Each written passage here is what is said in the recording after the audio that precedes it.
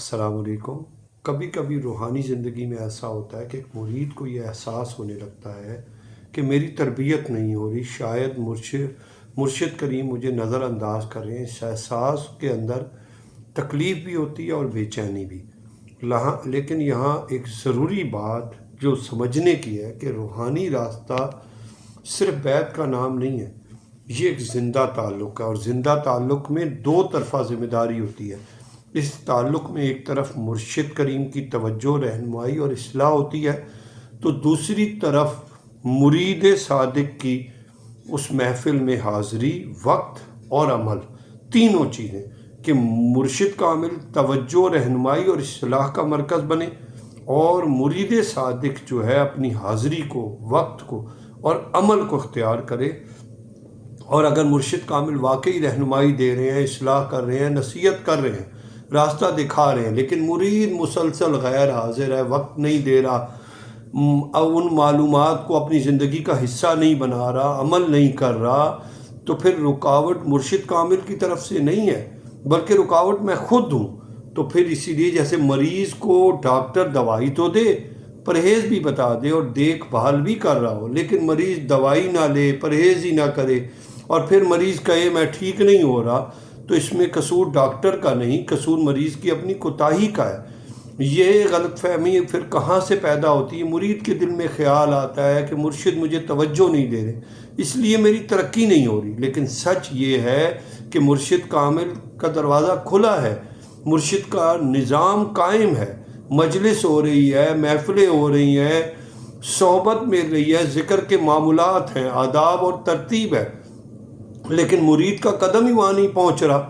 تو پھر یہ جب حالت لمبی ہو جائے، اس میں غیر حاضری زیادہ ہو جائے، تو پھر یہ کیا ہے؟ یہ نفس کا ایک جملہ بنتا ہے کہ یہاں مجھے کچھ نہیں مل رہا، مجھے کسی اور جگہ جانا چاہیے۔ یہ جملہ حقیقت نہیں بلکہ نفس کی راہ فرار ہے۔ نفس کا طریقہ یہ کہ وہ سیدھا یہ نہیں کہتا میں سست ہوں یا میں عمل نہیں کر رہا، وہ بڑے بادب الفاظ میں اپنی سستی کو درست ثابت کرنے لگتا ہے تاکہ آدمی اپنے آپ کو حق پر سمجھے۔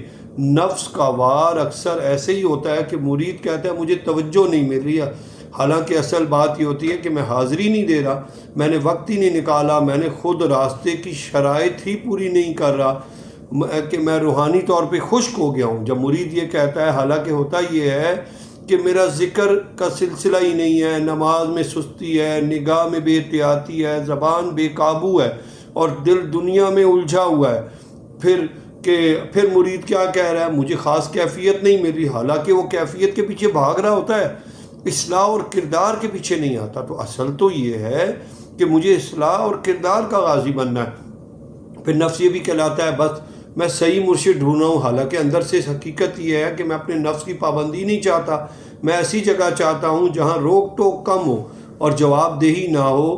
پھر کبھی مرید کہتا ہے میری طبیعت نہیں بنتی، حالانکہ اصل مسئلہ یہ ہے میری انا نہیں جھک رہی۔ یہ نفس کا پورا وار ہے، وہ مرید کو مظلوم بنا دیتا ہے تاکہ مرید اپنی ذمہ داری سے نکل جائے اور اپنی کوتاہی کسی اور کے کھاتے میں ڈال دے۔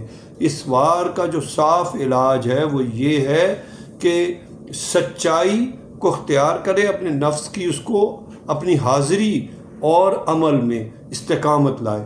تو مرید کو الزام دینے سے پہلے اپنا احتساب بھی کرنا چاہیے کہ میں اپنے آپ سے کہ میں نے کتنا ذکر کیا، میں نے آج کون سی بری عادت سے خود کو روکا، میں نے مرشد کریم کی بتائی تعلیمات پر کتنا عمل کیا۔ اگر یہ جواب کمزور ہو تو توجہ کا مسئلہ نہیں ہے، یہاں مسئلہ مرید کی اپنی سستی کا ہے۔ تو جب وقت دینا بھی، مرید کو سمجھنا ہے کہ وقت دینا بھی عبادت ہے، اگر نیت اللہ تعالیٰ کو راضی کرنے کی ہے تو پھر میں دنیا کو کتنا وقت دے رہا ہوں، میری جو مرشد کریم کی صحبت میں اور تربیت کے لیے وقت نکالنا بھی تو دین کا حصہ ہے۔ تو جو مرید وقت نہیں دیتا وہ اپنی زبان سے کچھ کہے یا نہ کہے، مگر اس کے اندر کہ اس کے لیے دنیا ضروری ہوتی ہے اور وہ اصلاح کو بعد میں رکھتا ہے۔ تو مرید کو مضبوطی کے لیے تربیت کا راستہ اختیار کرنا چاہیے کہ جتنی تربیت پہ آئے گا اور جتنا اپنے آپ کو مرشد کریم سے جوڑے گا، ان کی تعلیمات سے، اس کی زبان میں نرمی آئے گی، اس کی نگاہ پاک ہو، اس کا غصہ کم ہو، اس کے اندر حسد، جھوٹ کم ہوگی، نماز میں پابندی، دل میں اللہ تعالیٰ کا خوف اور حیا پیدا ہو، تو یہ تبدیلی تربیت سے آئے گی، اور تربیت کے لیے اس کو اس نظام سے جڑنا پڑے گا، اور اس کا ایک شرط کیا، دوام، استقامت، اور کبھی مرید آئے کبھی غائب ہو جائے تو یہ سب کیا ہے؟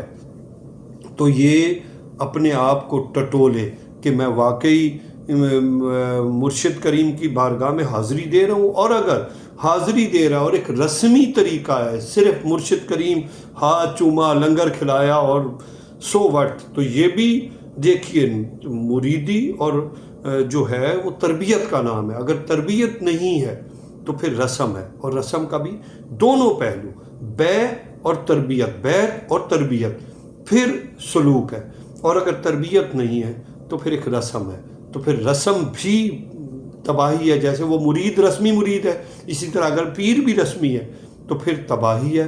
اسی لیے ہم نے جو ہے اپنی زندگی میں بیلنس کریں کہ مرشد کامل کی طرف سے تربیت ہے، معاملات میں کیا ہے، ہماری نفسانیت ہے، یا مجھ پر لمبے چوڑے بنا دیے گئے ہیں، یہ کرو، یہ لا دو، یہ دو، یہ ہے، یا اللہ کی طرف بلایا جا رہا ہے لیکن میرا نفس مجھے نہیں آنے دے رہا۔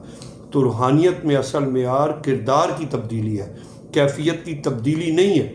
تو اسی لیے میں اگر مرشد سے غفلت میں ہوں تو یہ میری تباہی ہے۔ اللہ کریم مجھے اور آپ کو حقیقی بندگی کرا دے۔ جزاک اللہ۔ السلام علیکم ورحمۃ اللہ وبرکاتہ۔ اللہ حافظ۔